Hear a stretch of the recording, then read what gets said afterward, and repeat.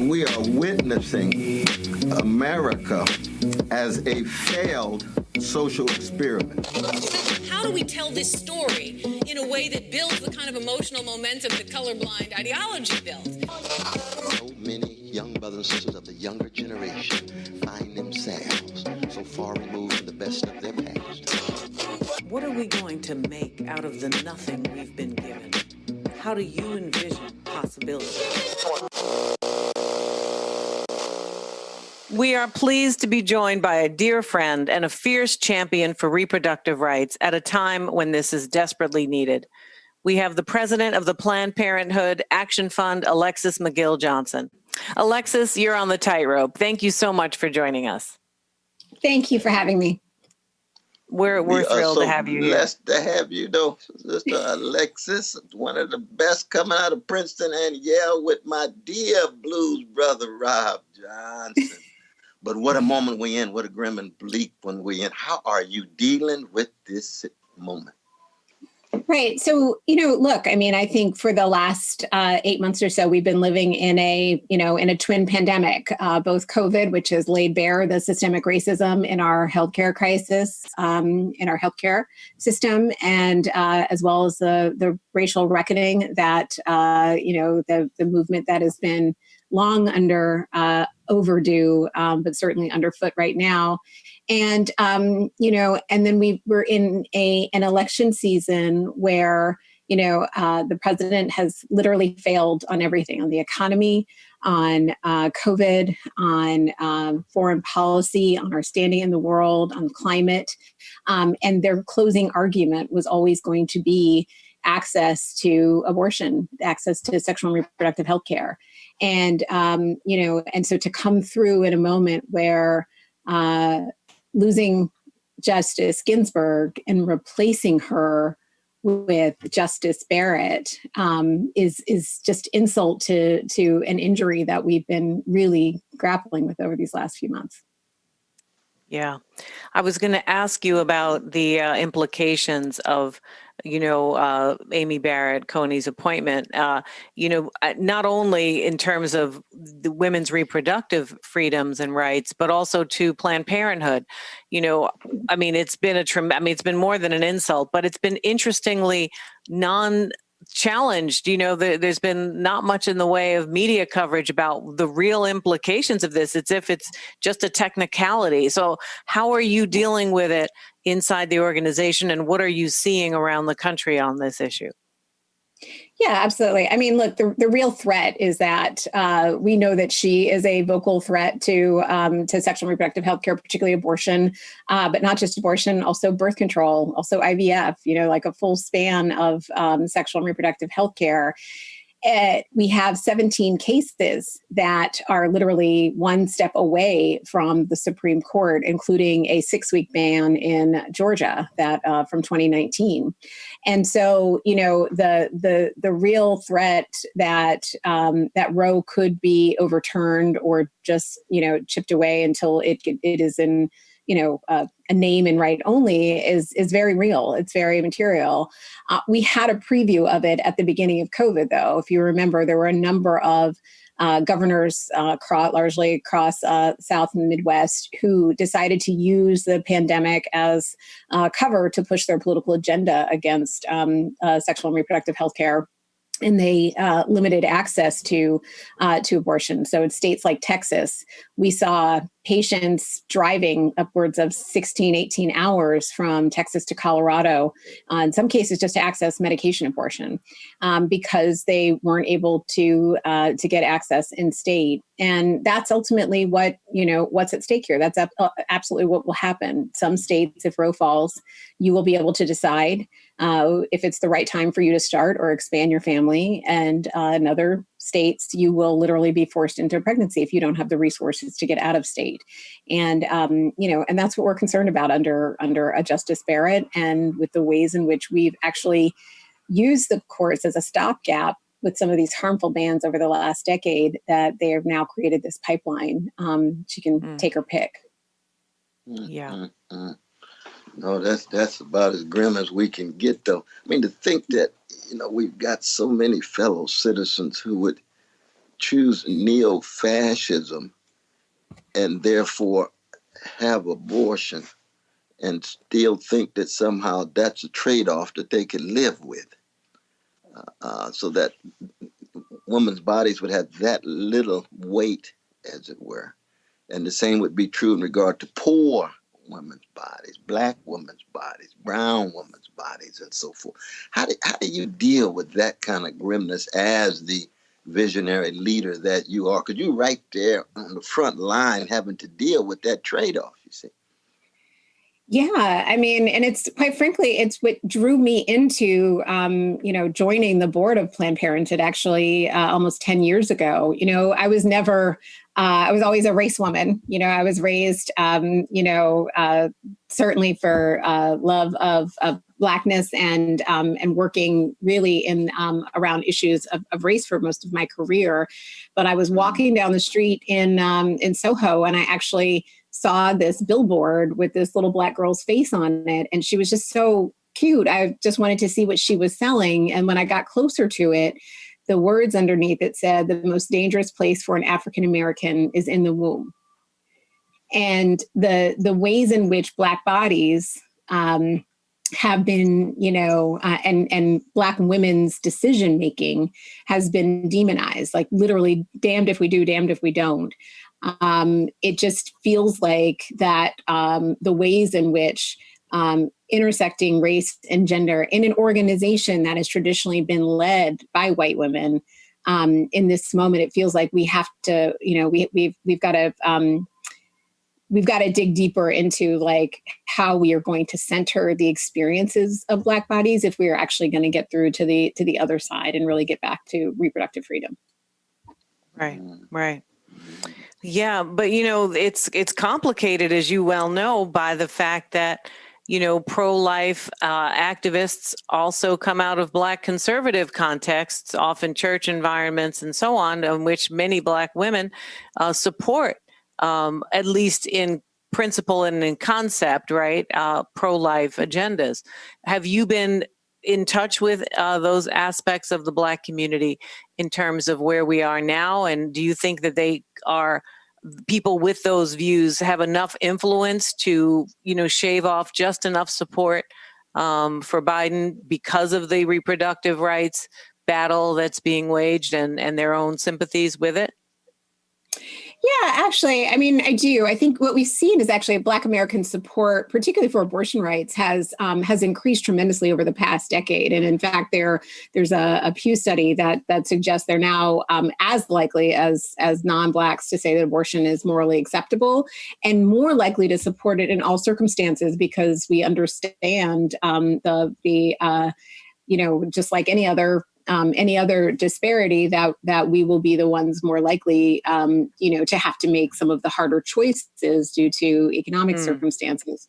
So it's actually been a significant change over the last 20 years. And and even among, religious groups, there's not a monolith. I know there's a lot to say about Judge Barrett or Vice President Biden's Catholicism, but even Catholics are split on where the decision should lie. Whether or not it should be made between the person seeking the abortion, their partner, their pastor, whomever, or more likely some white state legislator, or worst case Donald Trump, right? So I think when you frame the decision point around who you really want to be involved in that very intimate personal decision, we are able to have those conversations that really bring people further into understanding why it's really important to stand with this right, and then also understanding the implications of it.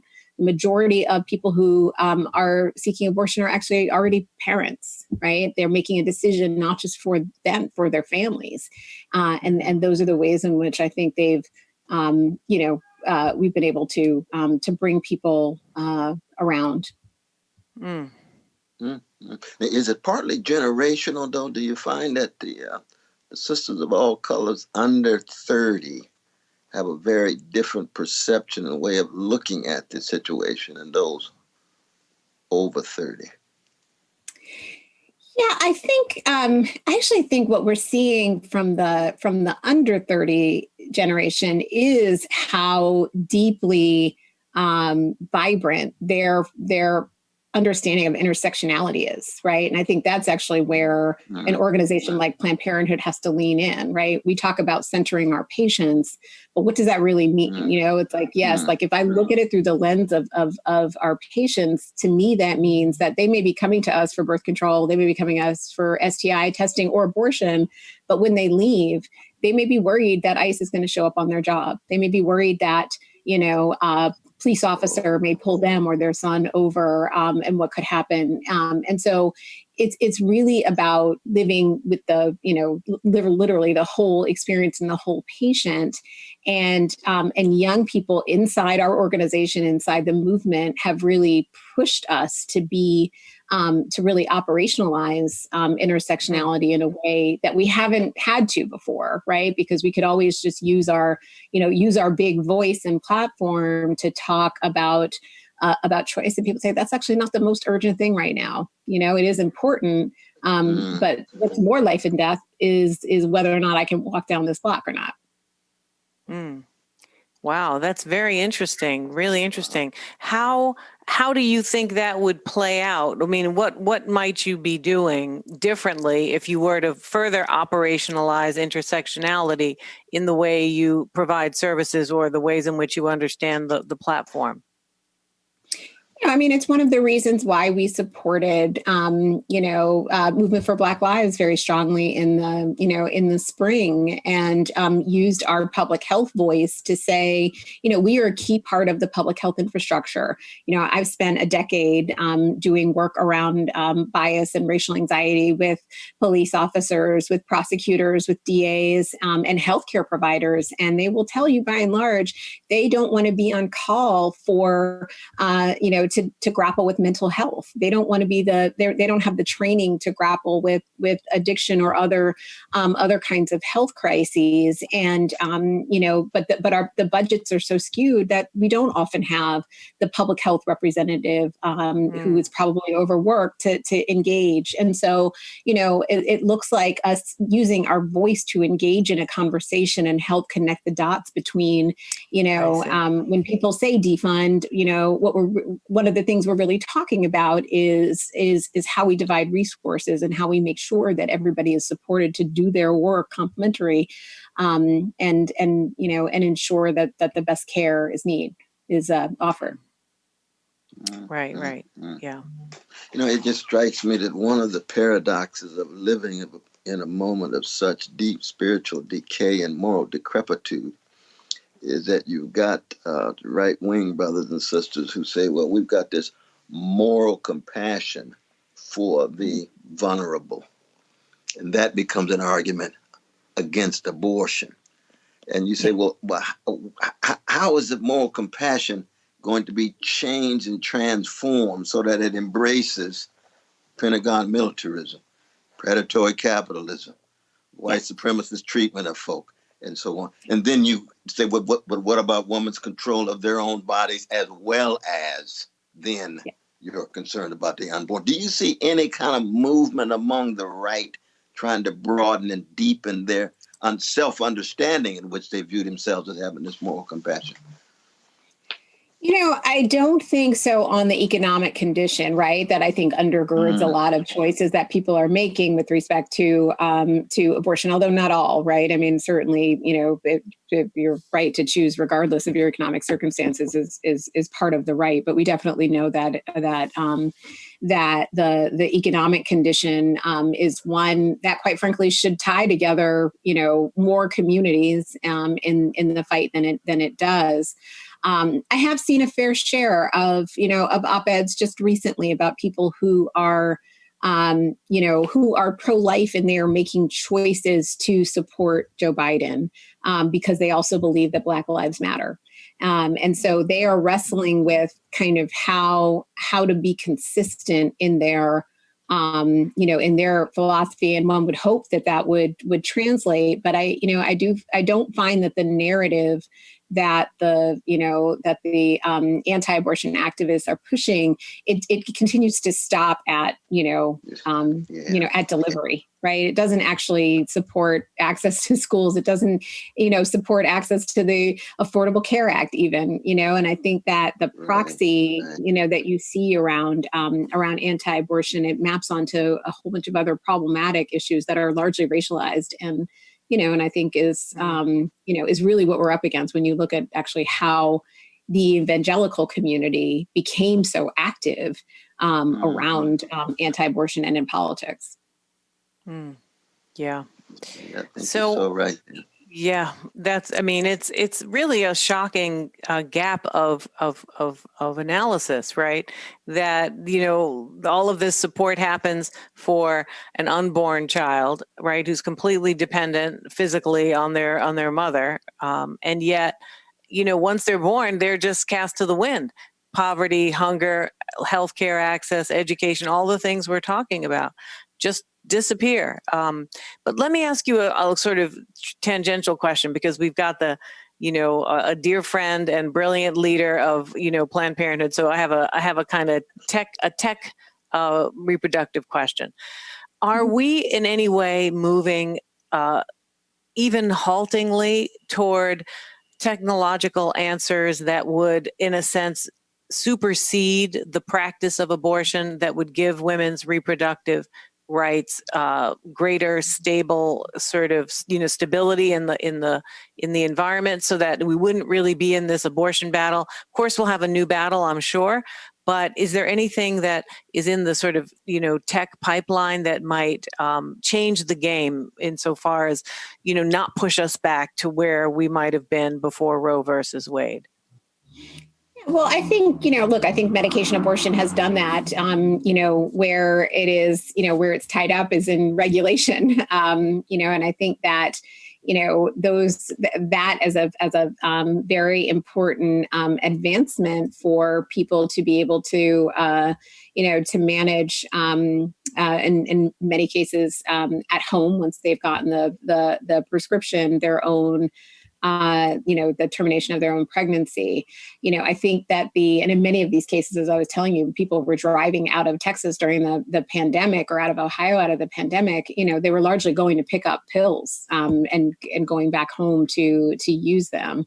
So, the question is around how to really fight the regulations around that, how to make sure that the revolution that we've seen in telehealth over the last, pandemic time has allowed us to see patients and to be able to, to provide. I mean, abortion is safe. It's a safe procedure, one of the most safest procedures. And so I think that those are the ways in which the advancements, leaning into the advancements that already exist, I think is really important.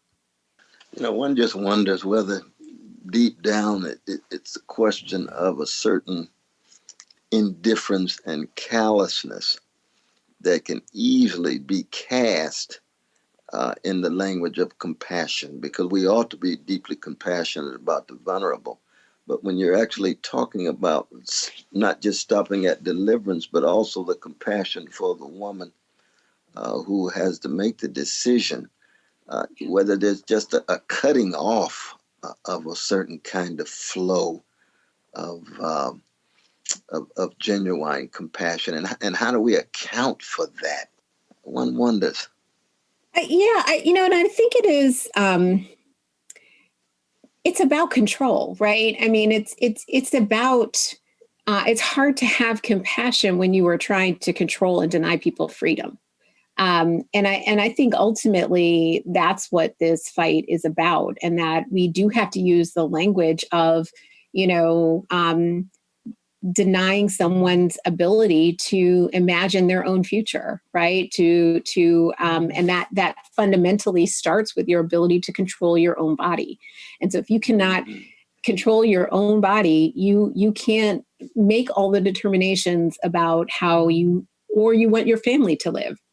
And so when I think about the compassion side of the argument, it's hard for me to see why they would, when control seems to be so much more in their purview. And and to me, it just fits within the other fights around freedom. And I think particularly as a Black woman and as Black people, like I feel like there's like a movement equation for me in this work that is like freedom is justice times power, right? Justice is fighting the dehumanization of how people see us. It's fighting the dehumanization of our trans brothers and sisters. It's fighting the dehumanization that allows people to lock children in cages. And it's the amount of power that we have built. Planned Parenthood, when I started on the board, we had 2 million supporters. We now have 16 million supporters. And that has been fueled by, like most other movements, largely Black, brown, queer, young, extraordinary leaders who really are living these fully intersectional lives. And so like they understand that freedom is how we wrap all of these ideas around, fighting against dehumanization, but putting our power and muscle behind it. And that's where the energy of the movement is for me right now. It's that the outside game is like the outside game is actually stronger than the inside game. And I haven't seen that in a minute. But 2 million to 16. Yeah. Because, I mean, you would think it's a matter of just the golden rule. I mean, if men could give birth, there'd be a qualitatively different discourse on abortion. That if I It'd be in the Constitution, Cornel. If I were a lesbian, if I were a gay brother, if I were trans, I would want to be treated the way I'm treated as a straight brother. So there's some kind of blockage that sets in. People don't see clearly enough the humanity of the folk who are being dehumanized, Yeah. But what's amazing about what you're saying, Alexis, around the trans queer youth communities being sort of really grasping the centrality, it's because the body itself is at the heart of their own decision making about who they understand themselves to be. And so once that fundamental question is opened up and freed up from, judgment and biological determinism, then reproductive rights are like a small potatoes item along the way to a much broader thing. So that makes so much sense as soon as you said it. And that's very exciting, because the kind of non-binary gendered analysis and thinking that the whole generation is asking us to understand is, I think, going to be very rewarding for reproductive rights and freedoms in particular. Absolutely. And I think that's as it should be, right? I mean, it should be a part of a suite of things that gives us freedom. And I think that the question at the heart of all of these movements is the same. Are our bodies our own? Are we able to determine our own futures and live in our authentic selves? And, we use this language around, bring your authentic self, centering your patients. And it matters actually how you build the structure to do that. So for an organization like Planned Parenthood, and I think this is where I was going around the, adopting a more intersectional framework internally, that to me means that if our Planned Parenthood health centers are built around the canary in the coal mine, it means they're built to serve everybody. And, oftentimes, we build them, they've been built to serve one community or not. Our politics have been built to serve one community or not. But in the very act of recentering has forced different kinds of priorities and conversations that, that are so centrally baked, they can't be cast off if you don't have the right set of funding or resources. So that to me is the exciting opportunity of leading Planned Parenthood at this time. Yeah. Well, they are blessed to have you. We are blessed to have you as leaders. Yes, in indeed. that context, all the other work that you do on the culture and the work that you've done with bias and so forth. I mean, you've got quite a legacy already and still young.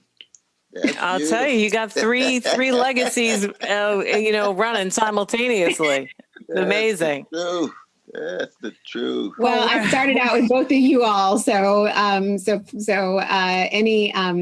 will accept all of the faults, but both of you all as friends and leaders and mentors has been so important to my own growth, and so I'm really honored to join the tightrope with you. Oh, well, we're thrilled to have you, and you're welcome. Blessed. Absolutely. God bless Anytime. your whole family, Rob, and the two precious ones.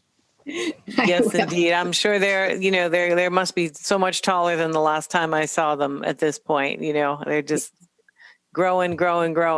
So listen, you're welcome back on the tightrope anytime, really. Anytime you want to come talk, and of course off the tightrope, but we'd love to have you back anytime. Thank you so much for joining us, Alexis. It's been great to see you.